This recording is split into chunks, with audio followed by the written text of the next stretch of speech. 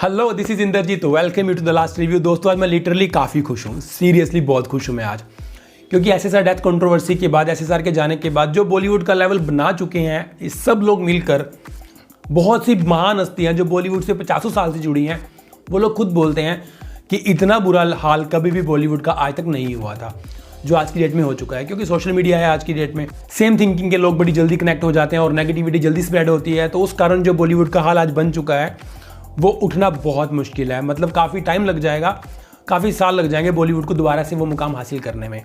सो उसके बाद बॉलीवुड को काफ़ी बुरा भला जो बोला गया, जिन लोगों के घर इवन बॉलीवुड से चल रहे थे, हज़ारों यूट्यूबर्स वो लगे हुए थे बोलने में बॉयकॉट बॉलीवुड, बॉयकॉट बॉलीवुड। लेकिन उनको ये समझ नहीं आ रहा था कि अगर बॉलीवुड वाकई ही बॉयकॉट हो गया, तुम्हारी जुबान पे अगर सरस्वती आकर बैठ गई, तो सबसे पहले तुम्हारा ही चूल्हा चौका बंद होगा, सबसे पहले तुम्हारी दुकान बंद हो जाएगी भाई। ये किसी ने नहीं सोचा। सो इस सब के जवाब में मैं काफ़ी देर से वेट कर रहा था कि बॉलीवुड को बोलना चाहिए, इंस्टेंट बॉलीवुड को बॉयकॉट कर देना चाहिए पूरे देश को, कि हम एंटरटेनमेंट बनाएंगे नहीं, परोसेंगे ही नहीं। और लिटरली अगर बॉलीवुड ये स्टेप ले लेता तो महज 4 या 5 महीने के अंदर हमारी ऑलरेडी डूबी हुई जो अर्थव्यवस्था है उसके बाद क्या क्या हो सकता था, ये हम कॉमन मैन सोच भी नहीं सकते हैं सीरियसली।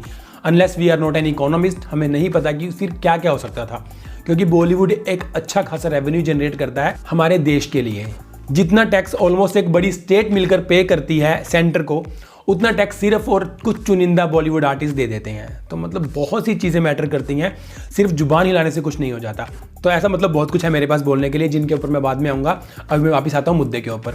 सो बॉलीवुड में फिर भी एक नरम रुख दिखाते हुए, बॉयकॉट वगैरह फंडा उसने कुछ नहीं किया, फिर भी एक नरम रुख दिखाया। और जो इक्का दुक्का ये मीडिया हाउसेज हैं जिन्होंने बॉलीवुड को अपनी जागीर मानकर बहुत गलत टर्म्स यूज़ की बॉलीवुड सेलिब्रिटीज़ के अगेंस्ट और इवन बॉलीवुड के अगेंस्ट, पूरी इंडस्ट्री के अगेंस्ट, कि बॉलीवुड तो एक गंदी सड़ी बदबूदार इंडस्ट्री है, देश की सबसे गंदी इंडस्ट्री है।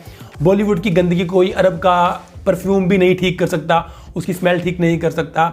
और ड्रग एडिक्ट, स्कम, गंदा, बदबूदार, बद्दा, ये जो टर्म्स जितनी भी यूज़ की। सो बॉलीवुड इंडस्ट्री की टोटल 38 एजेंसीज ने, जिसमें से 4 बहुत बड़ी एसोसिएशंस और 34 बहुत बड़े बड़े प्रोडक्शन हाउसेज, इन सब ने मिलकर टाइम्स नाउ, रिपब्लिक टीवी के, जिसमें 4 मेन पात्र आते हैं, जिसमें अर्नब गोस्वामी, राहुल शिवशंकर, प्रदीप भंडारी, नविका कुमार, ये चारों और ये 2 चैनल्स आते हैं, इनके ऊपर एक डेफेमेशन का केस ठोक दिया है। और सिर्फ इसलिए कि जो भी जर्नलिज्म के आईपीसी एक्ट्स हैं, आप उसकी मर्यादा में रहते हुए उनका पालन करते हुए ही बोलिए कुछ भी, और उनसे बाहर आप नहीं जा सकते। तो बी इन लिमिट, मेरे ख्याल से अभी ऐसा ही बोला है बॉलीवुड ने, इससे ज़्यादा कुछ भी नहीं बोला है। तो अगर यहीं तक बात रुक जाती है तो मेरे ख्याल से सबके लिए बहुत बेहतरीन होगा, बहुत अच्छा होगा। अदरवाइज यार वो बॉलीवुड है, 38 मीडिया हाउस, जिसके अंदर सलमान खान, शाहरुख खान, आमिर खान, अक्षय कुमार, रोहित शेट्टी, कबीर खान, फरहान अख्तर, ये मतलब ये सब मिल चुके हैं। तो इनके पास जितना पैसा है, ये जितने लोगों ने बॉयकॉट भी किया था ना, ये अगर सब इकट्ठे हो जाएं तब भी कुछ नहीं बिगाड़ पाएंगे। तो अगर बॉलीवुड अपनी आई पे आ जाए तो फिर वो कुछ भी कर सकता है भाई लोगों। इसलिए मेरा कहने का सिर्फ ये मतलब है कि एक तो अभी तक एसएसआर डेथ केस का वर्डिक्ट नहीं आया, फैसला नहीं आया, सीबीआई इन्वेस्टिगेशन कर रही है। तो अपने देश के सिस्टम पर थोड़ा सा यकीन रखें, जो भी फैसला आएगा आप उसको स्वीकार कीजिएगा। और फिर कहीं अगर ये फैसला आ गया कि एसएसआर ने सुसाइड ही कमिट किया था और मर्डर नहीं था ये एक, तब जो लोग इतना बुरा भला बोल चुके हैं इंडस्ट्री के खिलाफ, क्या वो अपने वर्ड्स वापस ले सकते हैं? नहीं ले पाएंगे ना। So guys have some sense. और ये सब नेगेटिविटी फैलाकर किसी को कुछ नहीं मिलने वाला। तो नेगेटिविटी से बचना बहुत ज़रूरी है। बॉलीवुड जब भी देश को जरूरत पड़ी है हमारे सामने आया, हमारे साथ आया। और वैसे भी चाहे कोई धर्म हो, चाहे कोई देश हो, चाहे कोई स्टेट हो, चाहे कोई डिस्ट्रिक्ट हो, इवन चाहे कोई घर ही हो, हर जगह अच्छे बुरे दोनों तरह के लोग रहते हैं। सब अच्छे रह जाएंगे तब भी बैलेंस नहीं हो पाएगा, सब बुरे रह जाएंगे तब भी बैलेंस नहीं हो पाएगा।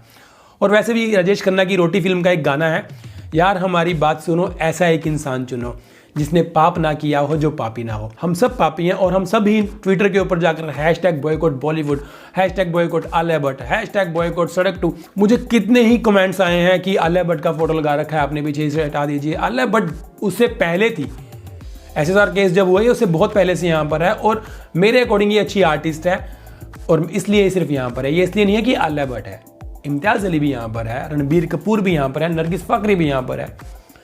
तो मतलब कहने का ये है कि इससे कुछ फ़र्क नहीं पड़ने वाला। आप मुझे जो मर्जी कहिए, ये मेरा पर्सनल ओपिनियन है, ये मेरा पर्सनल राइट है कि मैं क्या चाहूँ क्या ना चाहूँ। हाँ, मैं किसी को गलत नहीं बोल सकता, मैं किसी को गाली नहीं दे सकता, ये मुझे समझना चाहिए और मैं फॉलो भी करता हूँ।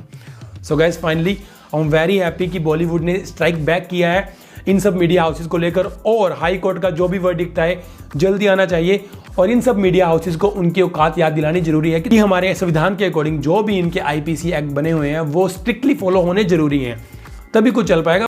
वरना जो इंडस्ट्री की हालत हम आज की डेट में लेकर आ चुके हैं, हमें आइडिया नहीं है कि हम किस बात पर चल रहे हैं और आगे जाकर क्या क्या कॉन्सिक्वेंसेस हो सकते हैं इन सब चीज़ों के। सो गाइस, मेरा तो फिलहाल इतना ही था, है तो बहुत कुछ बोलने के लिए, लेकिन जो मेन मैसेज था वो मैं कन्वे करना चाहता था। ऐसे तो पूरी रात खत्म हो जाएगी, मैं चुप नहीं होऊंगा। सो फिलहाल इतना ही था। आई होप आप लोगों को अच्छा लगा होगा, जो एंटरटेनमेंट लवर हैं और स्पेशली मैं यूट्यूबर्स जितने भी हैं जिनका मतलब एंटरटेनमेंट का चैनल है जिनका, उनको तो मैं लिटरली ये अपील करना चाहता हूं उनसे कि आप लोग तो एटलीस्ट बॉलीवुड के अगेंस्ट मत बोलिए। आपका तो घर चल रहा है, आपकी तो दुकान चल रही है बॉलीवुड के सारे। तो नाउ फिंगर्स क्लोज कि अब इस केस का क्या बनता है। जो भी अपडेट रहेगी, अगर बड़ी अपडेट रही तो मैं जरूर आऊँगा आप सबके सामने लेकर। सो फिलहाल इतना ही था, मिलता हूँ जल्दी ही अगली किसी वीडियो के साथ, अगली किसी बड़ी अपडेट के साथ। Till then bye bye, thank you for watching.